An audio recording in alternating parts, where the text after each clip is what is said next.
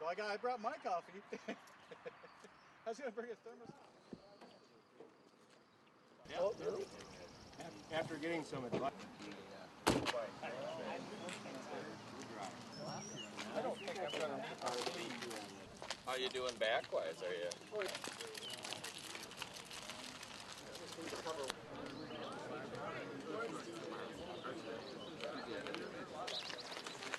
Okay, good morning, everybody. Come on in. Terry's giving me the nod for the louder voice, so I'll relay the message, and he'll nudge me if I'm way off base. First of all, welcome to another annual ride with Congressman Jim Oberstar. We're going to start out here. It's a 10-minute ride from here. We're going to go out onto the Paul Bunyan Trail, up over the bridge, down through the tunnel, into Brainerd at 4th, cross the railroad tracks, and then we'll be meeting at the corner where the ceremony for the new segment of trail will be. So that takes 10 minutes, and we'll just leave from here, and I think there will be some words from Congressman Oberstar, local officials, and things of that nature. To, just get through town on this trail, thinking about the volunteers working with Baxter on the bridge or MnDOT on the Bebo, Brainerd and Baxter to get to the stop sign to our east here.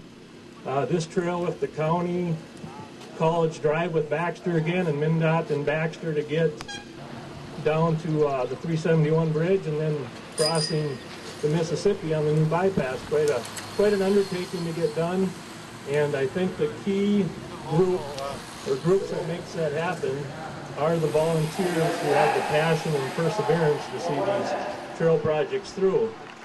My name is Grant Scholl, and I'm the Department of Natural Resources State Trail Coordinator. You know, the state trail system has 21 state trails, over 590 miles of off-road paved trail, one of the best trail systems in the country. And the Paul Bunyan State Trail, now that it's paved, I'm sure you've heard from Guthrie down to Walker with that last big piece, is the longest continuous paved off-road trail, state trail in Minnesota from Bemidji to Brainerd. But as we celebrate, I always say every mile tells a story. When you ride on a state trail, you see the communities, you see the landscape. It's a slice of Minnesota. You're really learning about the state's history and culture as you ride on a state trail.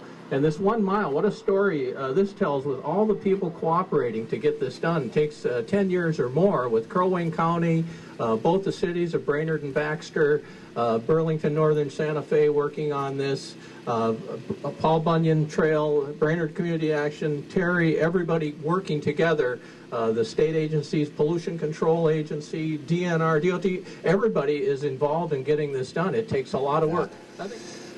You know, I know we see some negative, a little bit of negative here today, but I will tell you, you talk to the mayor of Pequot, and you go talk to the mayor of Nisswa, and all of the mayors along this trail, this is truly economic development for their community. This has been a wonderful benefit. We have restaurants in town that benefit. We have 3 that definitely benefit from people stopping.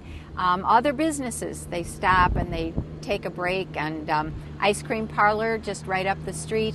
Great place to stop from the bike path. And so I don't think we're squandering anything. Actually, I think we're enhancing our area. And I just want to thank everybody, especially Dwayne Blank and others who have really played a part in this, and certainly appreciate all their work. And I look forward to seeing Congressman Oberstar. Parks and trails in Minnesota, and in particularly our area, are all about economic development and tourism dollars for our area. So we're so grateful and so appreciative of a beautiful trail system and a beautiful area, and we're going to continue to work at that to make fruition of other parks and other trails happen in this area, so that we can, number one, stimulate some job growth and stimulate some economic growth. I just wanted to add one other thing to the conversation and the great accolades that have been shared here today, and that is that this particular segment of trail is one of the most significant intercommunity segments because it safely puts riders off of a major collector road. Today, my father could ride his bicycle from South Brainerd to this location with ease rather than on those sandy streets of the 1940s and 1950s. when he often had to push his bike rather than ride it in some locations. Riding the trails, and so it has a multitude of benefits, not just the economic, but just the recreational benefit of it. And as time goes on, people will pick up the idea of riding their bikes to work also. We will, in time, connect the 3 Iron Ranges of Minnesota. We'll connect the geologic history of this region.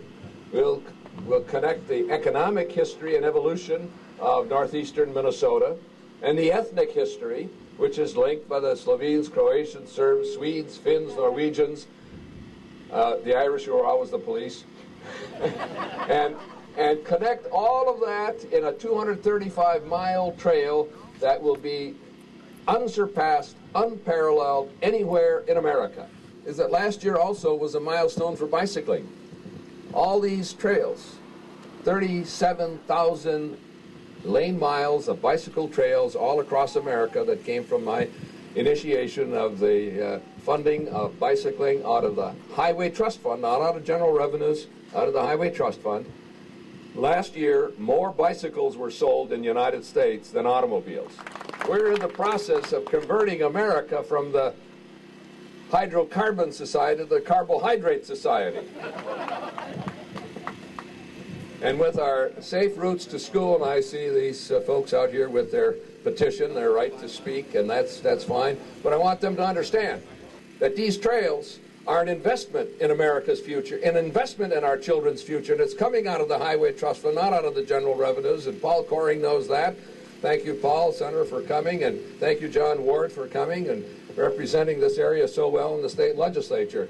We have 7,000 schools participating in Safe Routes to School, changing the habits of an entire generation, moving children from sedentary lifestyle to active lifestyle, to turn back this epidemic of childhood type 2 diabetes. That is a destructive force in our economy. We're saving the lives of the future and changing the habits all across America by engaging children in biking, walking, an active lifestyle, and a better healthy lifestyle, and lower health costs for all of America. If we can defeat type 2 diabetes, which we know can be done by active lifestyles, we will save billions of dollars to our economy. Bicycling in America's future is to make it a mode of transportation. 40% of urban trips are within 2 to 3 miles of destination by car. We can do those trips by bicycle. We can have 60% of all trips in urban centers by bicycle if we just keep going with it. Like the Netherlands, where 30% of all trips for all purpose are by bicycle. And tomorrow in Washington, I'll ride with the Crown Prince of Denmark, who's coming to Washington to engage in state business. Ride down Pennsylvania Avenue, which has newly been adapted to bicycle. I know what the point is. The point is that you got something wrong with you. You're very negative. You're just anti-everything. Government isn't always the bad thing. Get that camera out of my face. You don't need to have that in my face. Dwayne, this is great, isn't it? But our presence there had nothing to do with even that issue. Had nothing to do with bike riders or bicyclists or bike trails. It was really about the fact that Jim Oberstar is unavailable to his constituents. He would not have town hall meetings before the health care debate. He would not have meetings afterwards to defend his vote. Yet he has time to show up for publicity events like the bike opportunity, and he has time to go down to attend and sponsor fundraisers to support Michelle Bachmann's opponent. Yet he doesn't have time in his busy schedule to talk to his constituents.